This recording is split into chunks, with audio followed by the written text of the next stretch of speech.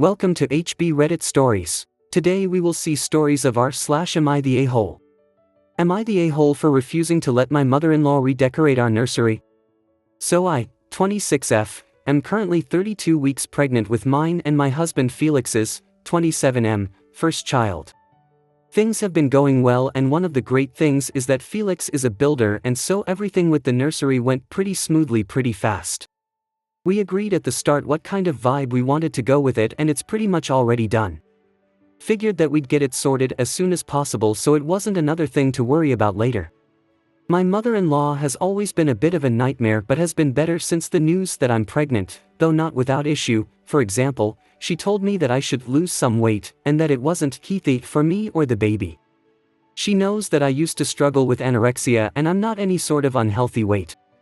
In the past I've kept my mouth shut and let Felix deal with her. As the nursery has almost been completed, she's suddenly decided to invite herself around more. I work from home currently, she comes in on the regular, asks me when I'm going to have lunch and, "Oh, could you just pop me something in too?" And then we'll wander into the nursery and start rearranging things. I know this sounds stupid, but once she literally bought an IKEA bag full of stuff that she put in there. It doesn't match. But I've never said anything really beyond, "Oh, thanks so much for the thought," etc. Yesterday when she came around uninvited, she looked me up and down and said, "Really? Joggers? Thank God Felix isn't here," and then walked into the nursery and started asking me where the pillow she'd put in the crib had gone, why I'd taken out the fairy lights hanging on the wall right by it, etc. I explained that they were potential safety hazards to the future baby and that I'd taken them out. She started with, "Oh, well, I've had 3 children and I really think you should take more of my advice," and then looked me in the eyes and said, "You're really not going to be a good mother at this rate." I don't know if it was the pregnancy hormones, but I just stared at her for a moment and then told her to get out of the house. I'd been up all night and had loads of work and wasn't in the mood. She got very uptight about it and then left. Felix says he's going to talk to her and tell her that she shouldn't be reorganizing anything without our permission. But I don't know if it was just the hormones and I'm being unreasonable. Am I the a-hole? Update. Felix and I sat down and had a conversation about how to manage his mother going forwards. I told him everything that she had said to me and he was adequately furious with her. He asked me exactly what I wanted done in the future so that she'd understand where our boundaries are and follow them. I told him that I'd rather him speak to her alone at first so that I wasn't immediately made out to be the bad guy.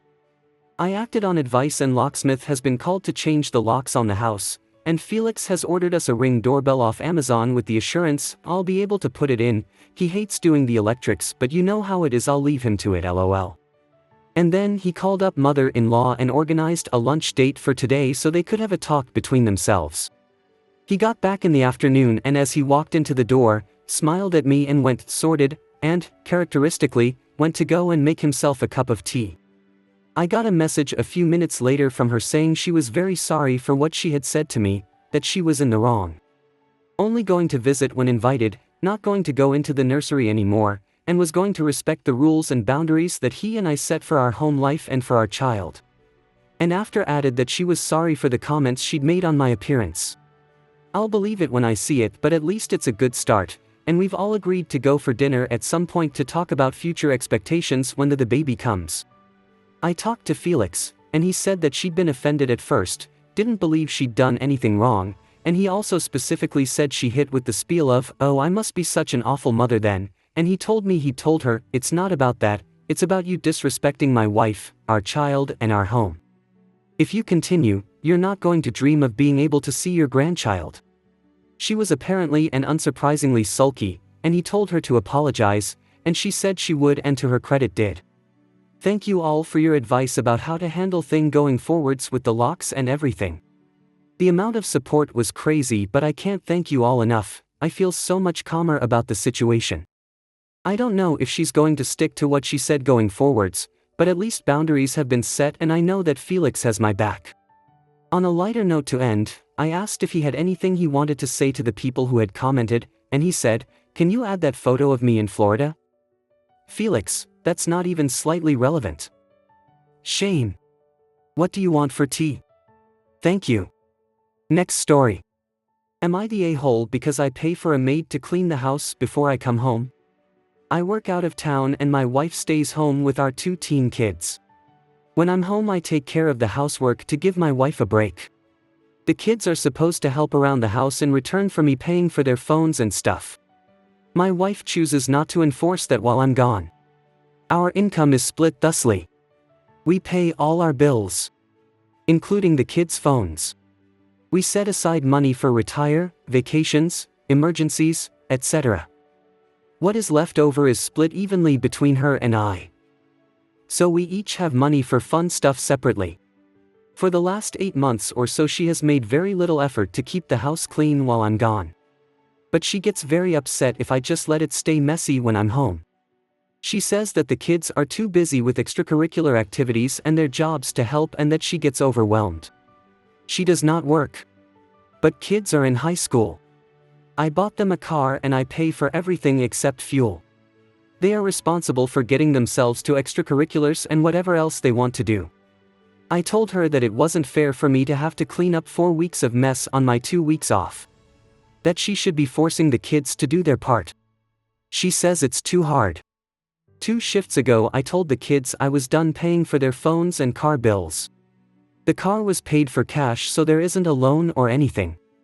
Just insurance, registration, maintenance, that stuff. I took the money and I pay for a maid to come and clean up the day before I get home. That way I can just maintain it until I leave. My wife is mad that the kids have to pay their own bills, and that I'm cheating by paying someone else to do my chores. I'm not. I'm paying someone to do theirs. I found out she's been giving the kids money out of her share to pay their bills. She is now mad that I have money for my hobbies but she does not. I don't really care. She needs to do her part and clean up and parent. Am I the a-hole? Top comments. Not the a-hole. If you don't want to return to a messy home, that seems reasonable. If no one else is going to ensure that the home you return to isn't messy, it sounds like you found a workable solution. Assuming you gave your kids a heads up that their free ride was coming to an end, giving them an opportunity to step up their game, and they then didn't, your solution, to me, is creative and effective. Not the a-hole. In fact, it's a great solution. If the kids want the money they can clean instead, if your wife wants the money she can get them to and clean as well. Your solution gets you a clean house and keeps them able to control their part of finance and cleaning. Brilliant. Not the a-hole. She chooses not to do the work. She chooses not to make your kids do chores. She chooses to pay them to do nothing. It's all on her. Next story. Am I the a-hole for losing my marbles at my neighbors for parking across my driveway? I live next door to a business and the workers keep parking across my driveway even though it is illegal. Once someone was parked across my driveway for 3 hours and another time I was late for surgery because I couldn't get out of my house. The workers keep making noise at 4:30 a.m. and midnight even though they have noise restrictions between 5 p.m. and 7 a.m. Today when I got home I noticed someone, who has done this before, was parked across my driveway so I simply parked behind them and walked inside. About half an hour later they came back to their car and were parked in and didn't like it. I completely lost it at them and they told me I was a mean person and the nastiest homeowner on the street. I proceeded to call the police and formally complained to their CEO. Is this a normal reaction? To note, I have been calling the local council, police, and complaining to the organization for years. I can't afford litigation. The reason the police finally came out this time is because the parker made a threat that they would come back and do something. At least it's on the record now. And not in the US, so I can't have a car towed. This needs to be ordered by the police and they are reticent to do that. Top comments. Info: why didn't you complain to the CEO in the first place? Not the a-hole. Keep calling the police every time they block your driveway. OP replies. I have, but they have never responded. I've been trying for years to no end. They finally did today and will apparently be looking at disciplinary action. Will believe it when I see it. Not the a-hole. I'd be calling the police to have them towed every time they block the driveway. Call in noise complaints when they're making excessive noise at night. OP replies. Thanks, this is the first time the police have come. The council always comes the next day when their cars have gone. Next story. Am I the a-hole for telling my sister-in-law to shut it about Bridgerton because I hate it? I, 25F, went wedding dress shopping a few days ago. It was a crap show. My fiancé is from a religious family and it was important for him to get married at his family's church. It's not something I always wanted for myself, but his family is helping to pay for the ceremony and this means a lot to him. The problem is that his mom insists that I get a modest wedding dress. I tried on a bunch of dresses that were modest and I hated them. I don't like puffy sleeves. I hate looking covered up. I look like Princess Leia if she were from Alabama, not Alderaan. This is not what I wanted. It was my mom, my sister-in-law and mother-in-law and my MOH at the bridal shop. They were trying to cheer me up, but I wasn't having it. My sister-in-law Peggy was the worst. She loves shows like Bridgerton. Anyone who knows me knows I can't stand that show. She kept hyping up how my dress make me look like someone from the show. After 4 or 5 dresses, I was fed and up wanted to call it quits. But she wanted me to try on one more. I snapped at her. I told her to shut up about Bridgerton and I don't want to hear about that show again for the rest of the day. We ended up leaving after this. Peggy was upset and she and her mom just left. My mom is pissed at me and said what I did was not acceptable. I'm just frustrated because it feels like everyone is hijacking the whole wedding process and I don't even have a say about what I want. It's like this wedding is more about what Peggy and my mother-in-law want. Top comments. Sounds like you are marrying into a controlling family. Is that what you really want? OP replies. I'm going to be honest, the last few months I've been thinking that I don't want to get married. At least, not right now. Not the a-hole, but you need to slow this entire roll. Are you actually okay with getting married in this church? Is it something you're doing to make your spouse happy that you're neutral about, which is fine, or is it something that you're doing that you actively have a problem with, which is not? Assuming you're actually okay with the venue, call the administrative staff and ask if there are any formal requirements about dress for the venue. Some traditional places might, for example, not allow bared shoulders, etc. Keeping any venue requirements in mind, pick out your own dress. If you can't afford the wedding you're having without nutty bullying by the in-laws, scale back to something you can personally afford to pay for. This is not worth it. OP replies. So I was raised Southern Baptist, but I've been growing disillusioned with the church in the last few years. I've always wanted to get married at a resort or a beach, but my fiancé wants a church wedding. And it's cheaper. I really don't like my in-laws' church. I don't care for the one my parents go to either. Not the a-hole. But this is a preview of your life going forward, with your in-laws running the show. House. Gotta be close enough that they can visit. Kids. Mother-in-law knows how they need to be raised. Is that what you want? Not the a-hole, but it's not about Bridgerton, it's about you feeling you're not in control of the wedding and quite possibly the marriage. You need to discuss this with your OH and spend some time really considering what you want. OP replies. This post is making me realize that there's some stuff in my life I need to work out. But my point still stands, that show sucks and I don't get the appeal. Next story. Am I the a-hole for not supporting my sister after our niece/her stepdaughter talked badly about her publicly? The title might be confusing, so let me explain. All names are fake, by the way. I have 2 sisters. Jenna, 39F, is the oldest and Kate, 36F, is the middle. I'm 28F, the youngest of the girls in our family. Jenna started dating Joe, 40M, in high school and they got married at 20 and had their first child 3 years later. Together they had Belle, 16F, Kai, 14M, and Soren, 13M. When the kids were younger, Jenna learned that Kate and Joe were having an affair. She kicked Joe out and disowned Kate from that day forward. The kids were all at least a little aware of the fact Dad and Aunt Kate were together too fast for it not to have started when he was married to Mom. It ruined Kate's relationship with the kids. They were close before.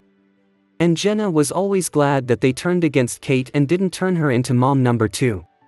Kate and Joe ended up getting married and Kate tried to pretend like she was now just a stepmom to the kids, or more like a second mom. I sided with Jenna and made it clear to Kate that I thought she and Joe were so gross, and even if they hadn't done Jenna dirty, which they did, They made life so much more complicated for the kids. Of all the kids, Belle is the most vocally and clear against Kate. She has told Kate she hates her. She has made it her mission to make Kate's life hard every time she's with her and Joe. She doesn't ignore the fact her dad is to blame, but he's far less interested in healing his relationship with his kids.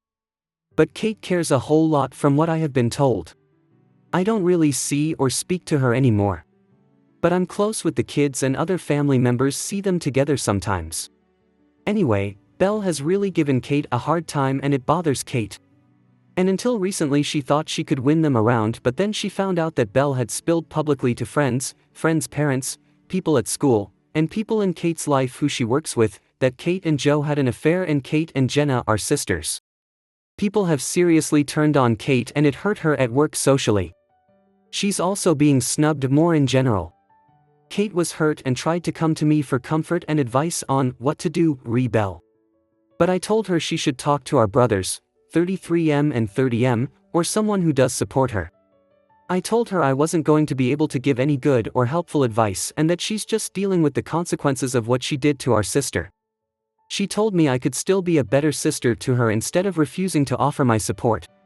She said no matter what we're still sisters and she did nothing to me. Am I the a-hole? Top comments. Not the a-hole, unfortunately, Kate Fafo. That anyone in your family still talks to her is very compassionate and forgiving. Have either Kate or the husband tried to reconcile with the family and apologize for their dastardly behavior? Kate could seek counsel from a therapist or a pastor or literally anyone outside of the family. To claim that she has done nothing to you so you should support her shows she doesn't understand the severity of her actions nor how it has impacted the entire family. Opie replies. There was never an apology.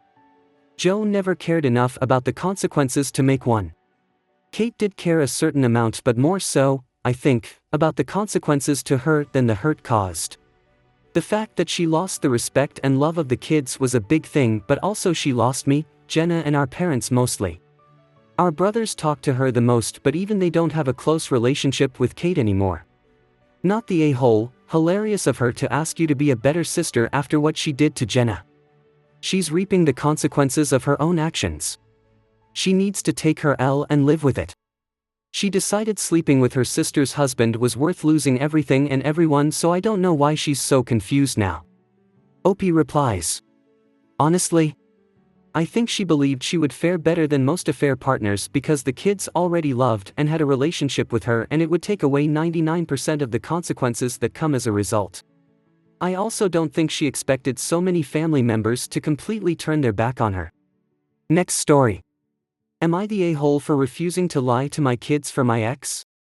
My ex, 31F, and I, 30M, have 2 kids together, 10 and 9.